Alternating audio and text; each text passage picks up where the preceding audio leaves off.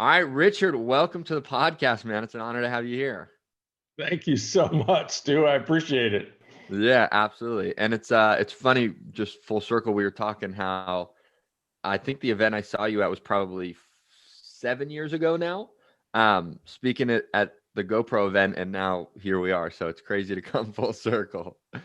So I would love to get, if we could kind of start with a background of you, if you could give people sort of an idea of what was life like for little Richard as you were running around as a kid.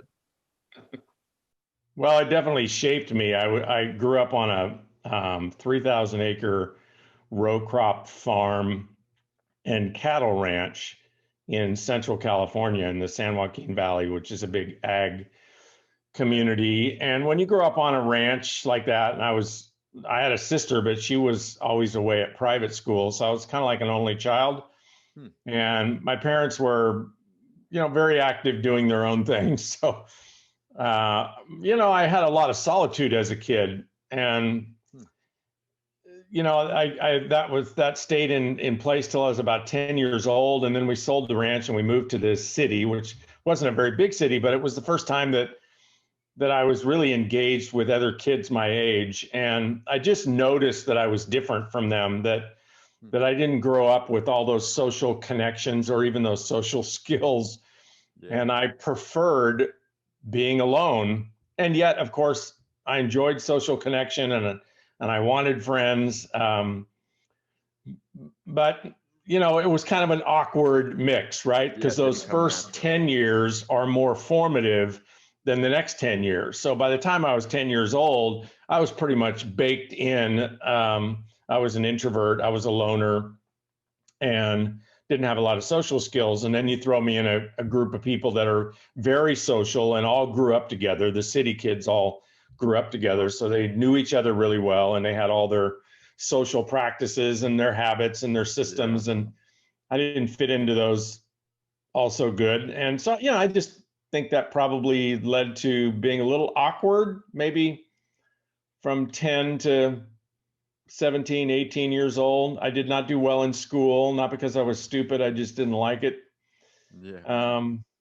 And so when you grow up in an ag community and you get a 1.9 GPA in high school, you don't go to a college. You end up back in ag, either working on the family farm or the dairy or the ranch, or you're in food processing. And so I ended up working in a chicken plant called Foster Farms, Yeah. cutting chickens for a living.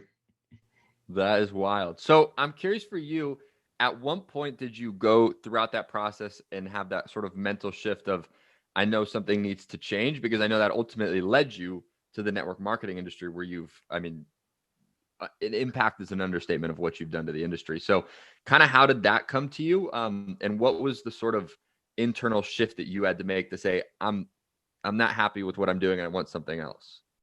It actually didn't happen that way for me. I sort of backed into life purpose, if you will.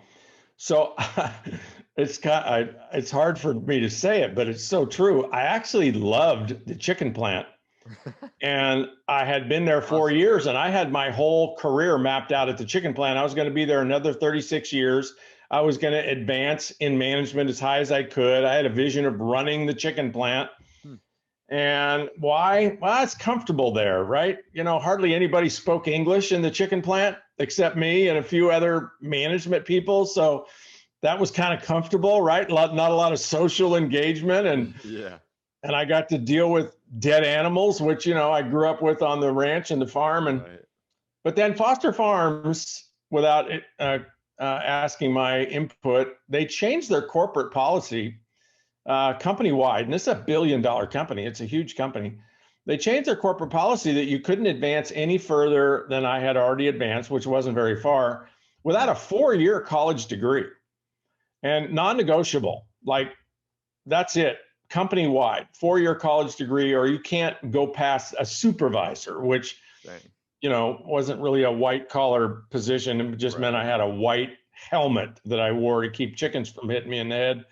But prior to that, Stu, a good friend of mine that I went to high school with, he's actually the same guy that got me the job at the chicken plant, he'd been calling me about coming to a network marketing meeting, and with every fiber of my being, I said no, and I meant it. Yeah. And it didn't matter to me how much money he talked about. He said, "Oh, we're going to make all this money," and I just said no. Why did I say no? Well, it wasn't because I didn't want more money. In fact, at the chicken plant, if they would have given me $100 a month raise, I mean, that would have been awesome, right? And Yeah. Steve was talking about, oh, come to this meeting and we're going to make $5,000 a month, which is 5 times as much money as I made at the chicken plant.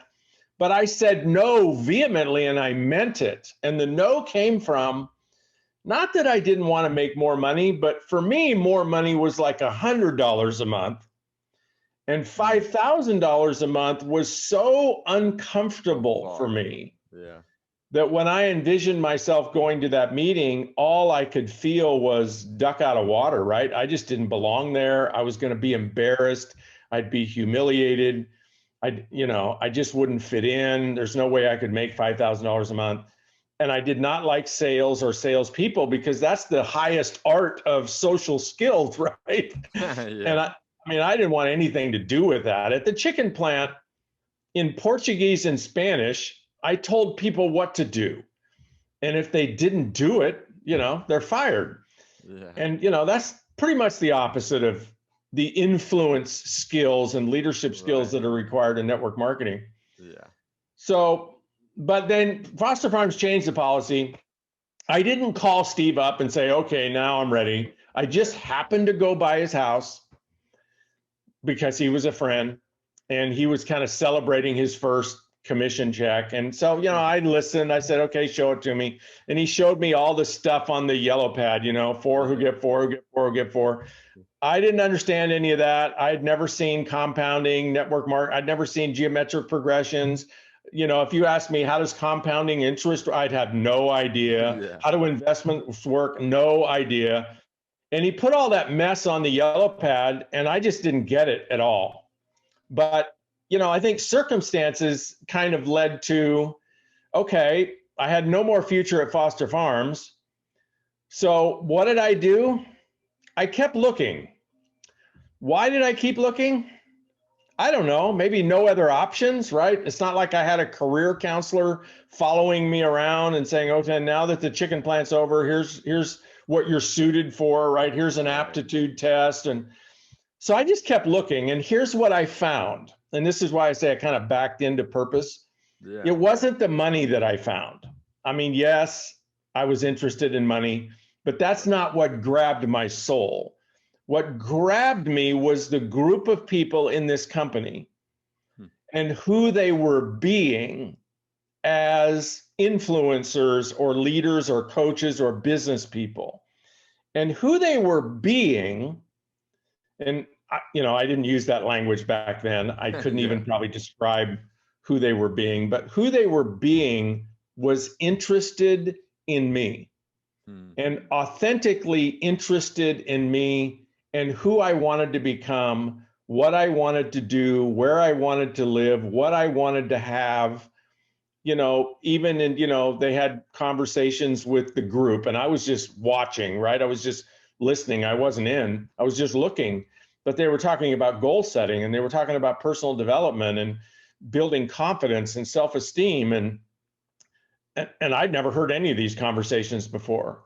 Right. And so I got interested in that, and that's what attracted me. I wanted to be around a group of people that, I don't know, probably the way I languaged it, would take care of me, would mentor me, would guide me, would, make probably the best way to describe it is people that would take care of me on a scary journey. Yeah. And so I kept looking and kept looking and kept looking, and one day the whole exponential compounded growth of the sales organization thing clicked for me. Yeah. And anyway. Yeah. I'm curious for you. So once you got into the business and you started building it and kind of learning, start dabbling into personal development, do you have a moment that you remember? And maybe it was this clicking moment you're talking about, but do you ever remember a moment where you were like, oh my God, this is like, I'm going all in on this. And I'm curious, like, what was that shift for you that made you really like step into all into who you were? Yeah, well, it's probably really two places that happened. Yeah. One was I went all in really on a person, and his name was Kurt Robb. Hmm. And he was like the VP of training of the company. So he was the primary speaker. Yeah. And he was an awesome speaker. Like he was really, really good. But what was good about him as a speaker was his authenticity. So, like I say today, you know, I'll never vote for somebody that reads their leadership and their vision from a teleprompter. Right?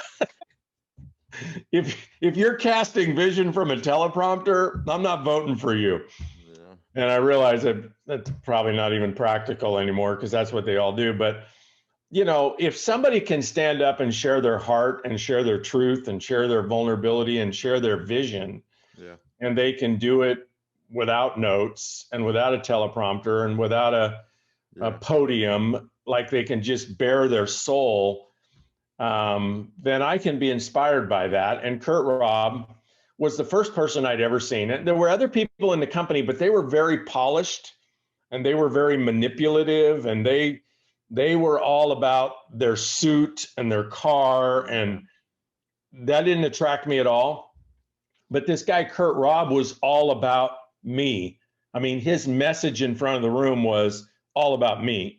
Hmm. He spoke to me, even though we were speaking to hundreds of people at the same time. Right. And it's not that I saw myself being him. I did not see myself being him. I saw myself being under his care, under his guidance. And that was very inspirational. And so I went all in. Yeah. The next thing that happened, which was really, really all in, happened 9 months later. He was 40 years old. He went on a vacation to Maui, right 10 miles from me. And his wife was on the beach watching him wade in the rocks. And he turned around and waved to her. And one of the rules that you live by here in Hawaii is you don't ever take your eye off the ocean. And a wave hit him and knocked him down and killed him. 40 years old. And when I heard about that, Stu, I was actually in Fresno, California. I was about an hour from where I grew up. I was living with a small group of guys. We were all building it together. We were all like 22 years old, right? So Yeah. probably the same thing that you were doing. Yeah. And, you know, I had, before I realized it, I had driven about 30 miles in my car back to my hometown after I heard the news. And I just kind of was in a kind of a trance, and I kind of woke up and I go, oh, where are you going? What are you doing? And I realized I was quitting.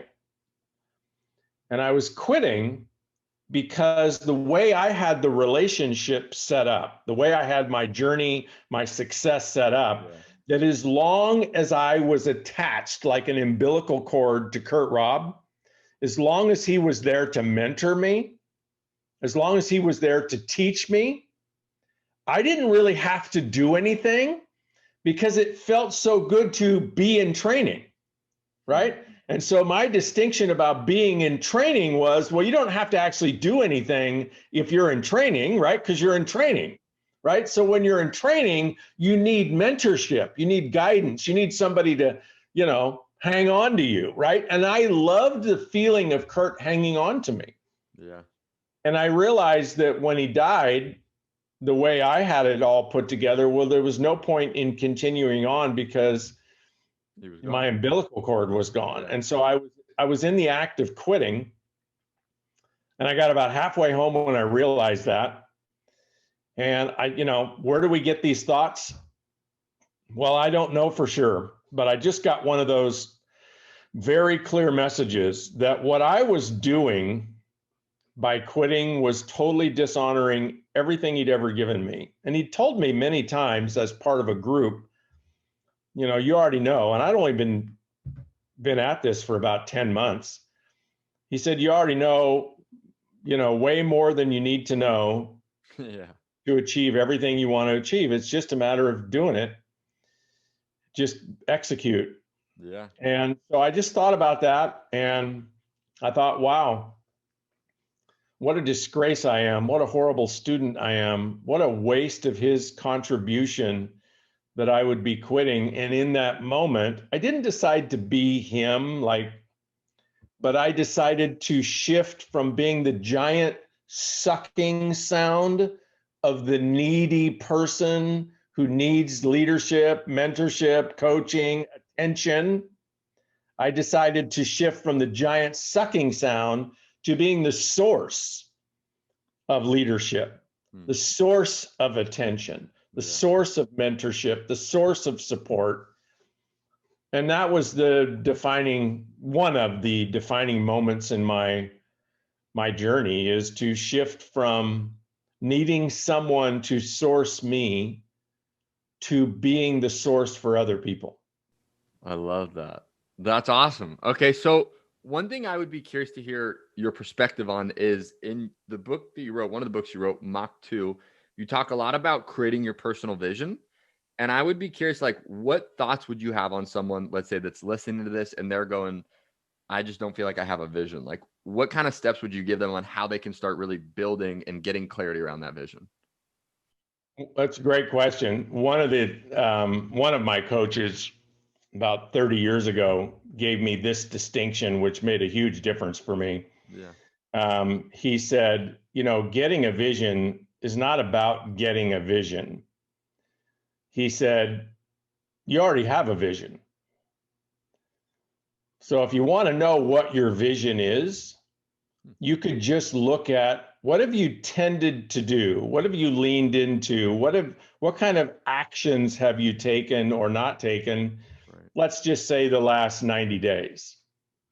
So if what you've tended to do the last 90 days is procrastinate, blame, rationalize, avoid, try, right? Yeah. Well, you have a vision of procrastinating, avoiding, trying, which is not doing, right? You have a vision pretty much of the status quo. And so it's not a matter of getting a vision, you already have one. And if you don't like the results it's producing, well, then what you want to do is change it. And that's almost sounds like semantics that, get a vision, change a vision. But for me, it made a huge difference because when I realized, wow, you mean I already have a vision? Yeah. In fact, we could write it out, right? We could do a whole vision board of your vision. We could do, pictures of people procrastinating. We can do fat people. We can do unemployed people. Yeah. We can do people that don't have relationships. We can, do a picture of a junker car on your vision board, right? We can do like little mini movies of people creatively avoiding doing what they need to do. All these behaviors that keep people stuck, you could create a vision board of all of it because that's your vision. Yeah. And so if you don't like the results that it's producing in your life, then change it. Because when you were 6 months old, so I'm just talking to you, your audience, like when you were 6 months old, you didn't have a vision of anything except mother's milk, right? Yeah. That's pretty much it. Yeah. And maybe some comfort. Everything you and I have going on in our heads and our hearts today, we learned. And so if you're not producing the results that you want to produce, it is because of the story that you've learned to believe is inevitable. It's the story that you've learned to believe who you are. And you weren't that way when you were 1 year old or 2 years old or 3 years old. Now, some of the things 2, 3 years old can start to happen to shape how you're going to craft that story as a young person or as an adult, but you did craft it. You created that story. And if your story is, I can't, no one will listen to me, I've tried, the world won't let me, the economy won't let me, the politics won't let me, the whatever, my family, my DNA, whatever won't let me, if that's your story, you made that story up. And that's a vision. Yeah. And so if you want to start producing at a higher level, if you want to produce in alignment with your goals, then you got to change the story. And that's what Mach 2 is all about, is exactly how to do that. The art and science And it goes beyond. One of the things that always frustrated me about, personal development gurus and coaches is, they'll say, well, you just lack confidence. You just need to get confident. Just go out and be confident. Yeah. Well, for somebody that's not confident, that's like telling them, okay, you're short and that's why you're not successful. So you need to be tall. Just go out and be tall. Yeah. There is a process to gaining confidence, and it's not just deciding to be confident. Yeah. It's a process, and vision is the same thing. It's an art, it's a science. And so Yeah. I'm curious, what would you say are like one or two practical things someone listening to this could do to start shifting that story? If they are in that place of realizing, I'm not where I want to be, what can they do to start shifting that story that they maybe have about themselves? the first one would be to exercise your imagination about what you want. So people that are embedded in a mediocre vision or even a sabotaging vision, Yeah. they tend to give up talking about, visualizing, thinking about what they want, because part of their story is they're not worth it, they can't get it, they've already tried, right? So they give up imagining. So, like a first exercise that I walk people through, which is, it's like taking somebody who wants to get fit and working them out for an hour and a half the first time. It's just agony, right? Yeah. It's agony. But the exercise is, okay, Stu, so, let's talk about what you want in three categories. One of them is, what do you want to have? That's the cheapest, least productive list, but let's look at it. What do you want to have? What do you want to do? That's the next most productive list of things. And then the last and most productive list of things is, who do you want to be? Because that's the biggest lever, right? If I can envision being a leader, being a servant leader, having a huge impact, being a great listener, having great empathy, having great influence, well, then that's going to give me the do's and the haves, right? In spades. They're just going to come like an avalanche. But if what you're going after is, well, I want a new car, I want a new house, that doesn't necessarily bring you an avalanche of success, right? But you start there and you create three lists. And my exercise is, as painful it is, give me 100 things on each list. I want 100 things you want to have, 100 things you want to do, and 100 things you want to be. 100. And most people can get about 5. And then it's kind of like doing 5 push-ups, right? Yeah. They're like, I can't anymore, right? Yeah. Right. But they can. Here, I'll give you $1,000 if you do 2 more push-ups. Oh, okay. Well, I did have that left in the tank. Yeah. And then they do 2 more push-ups and they go, I can't. I'll give you 5,000 if you do 2 more. Okay. Well, they do 2 more, right? Yeah. So you can actually get, maybe you don't get 100, but you can get a long list of things you want to have, things you want to do, things you want to be. And that's where we start. And then the next exercise that I would walk people through is their values, which is sort of a, more of a philosophical, spiritual approach to your vision and what you want to do with your life. And that inquisition is, what's important to you? And there's a really valuable exercise inside of the values work, which is the difference between imposed values and authentic or core values.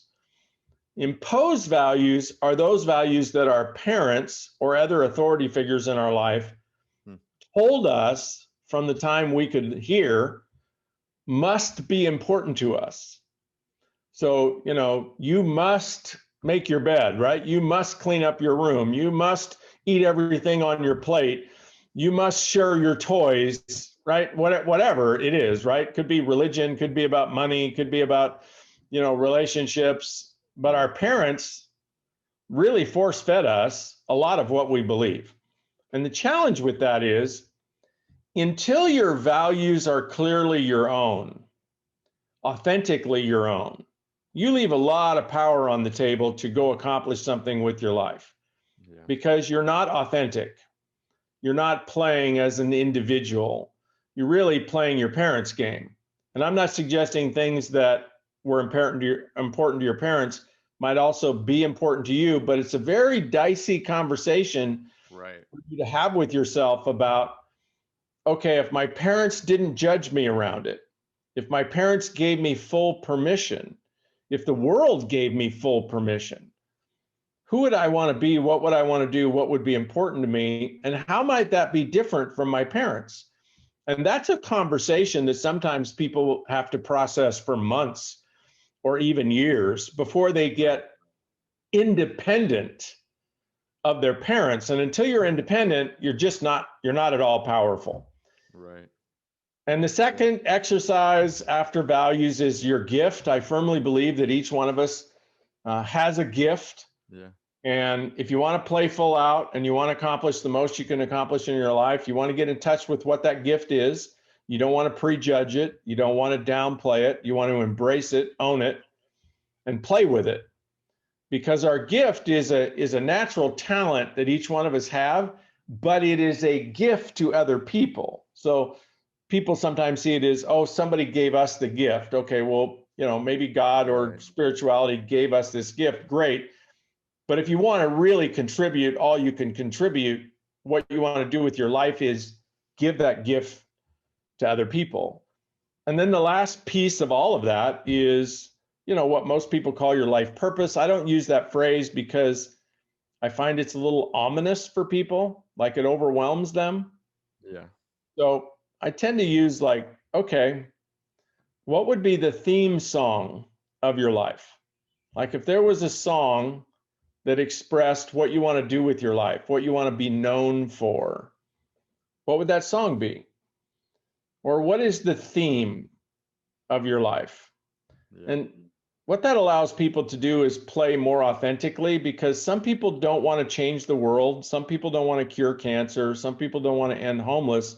All they want to do is raise a couple of great kids, right? They just want to be a great parent. And that's actually enough, right? Because the future of our world belongs to the kids. So if we could just raise the next generation to be better than our generation at stewarding our planet and stewarding spirituality and mutual respect and admiration, our world might survive. Yeah. I love it. That was a depth of wisdom, I think, on how people can really start to take some action. So I love that. And so one thing I'd be curious is if people want to find out more about you, everything you're up to, where's the best place for them to find more information on you? Well, I go live every morning on my Facebook business page, which is Richard Bliss Brooke. Bliss has to be in there or you end up on my personal page, and I don't do much there. I go live for 5, 10, 15, 20 minutes every morning, 7 days a week, about 7:30 Hawaii time. But for the full breadth of what I'm doing and what I might be able to contribute to people, it's richardbrooke.com with an E, BROOKE. Simple as that.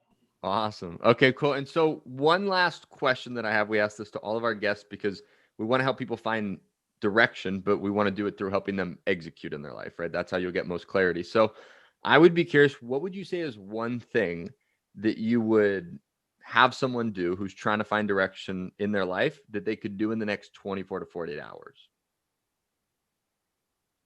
And this can be, not find direction for the rest of your life, like you said, because sometimes that can be overwhelming, but maybe even finding direction for the next couple of weeks, next couple of months, the next year, 2 years, something like that. I would encourage people to sit quietly, privately, not for a long time, maybe 30 minutes, maybe an hour. Sit with the question.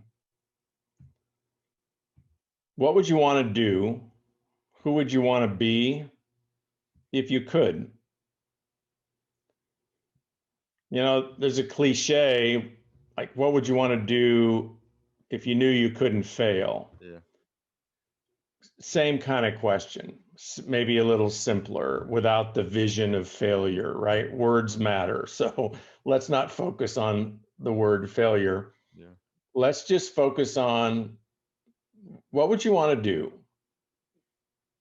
Maybe who would you want to be if you knew you could?